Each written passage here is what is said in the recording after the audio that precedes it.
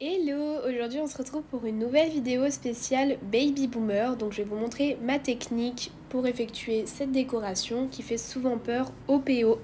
Pour cela vous aurez besoin d'un gel paint blanc. Je vous déconseille fortement de le faire au semi-permanent blanc puisque ce n'est pas assez opaque. Donc moi c'est celui de chez Nails Company.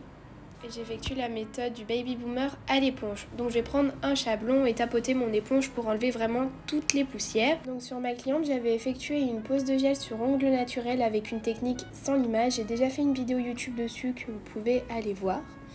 Donc je vais venir tapoter l'éponge sur le blanc et ensuite à côté. Donc là on voit bien qu'il y a du blanc uniquement sur le bout de l'éponge. C'est important de ne pas en mettre sur toute la tranche.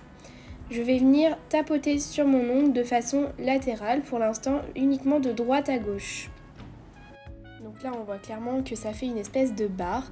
Et ensuite je vais venir tapoter de haut en bas pour essayer de le dégrader en direction de la cuticule.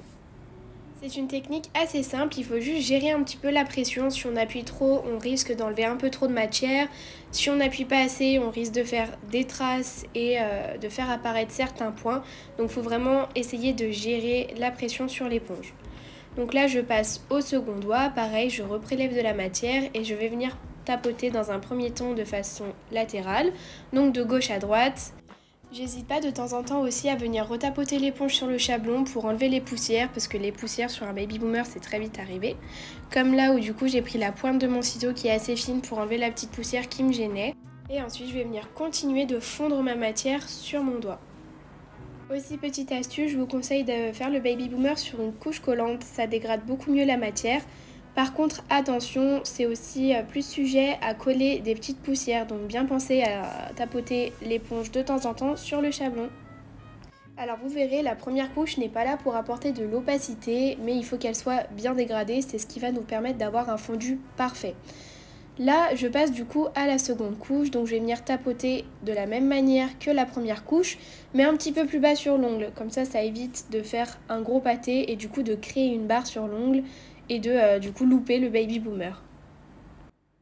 Donc là pareil, vous voyez sur l'annulaire, on voit un petit peu plus la première couche, mais ça reste extrêmement léger.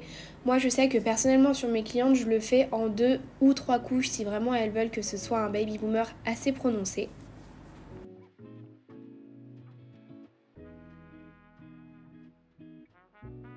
Petite astuce aussi, parce que oui, on va pas se mentir, c'est hyper rare de faire un Baby Boomer parfait du premier coup.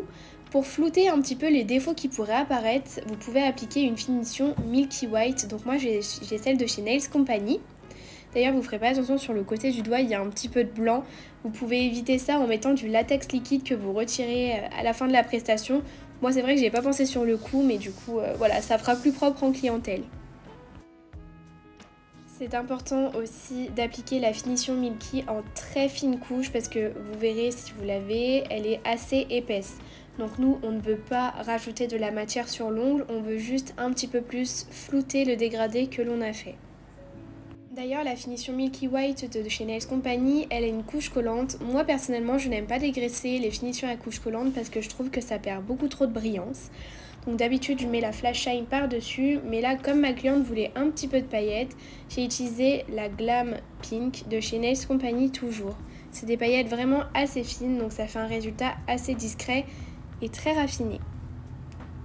Bien sûr je ne l'ai pas précisé, mais il faut bien catalyser entre chaque étape. La première couche on catalyse, ensuite on passe à la deuxième couche du Baby Boomer. On recatalyse et ensuite on applique les deux finitions et on catalyse vraiment entre chaque étape. Je sais que ça peut paraître évident, mais je préfère le préciser quand même. La vidéo est maintenant terminée, vous avez ma technique pour faire de jolis Baby Boomers très simplement. Moi je vous dis à dimanche prochain pour une nouvelle vidéo.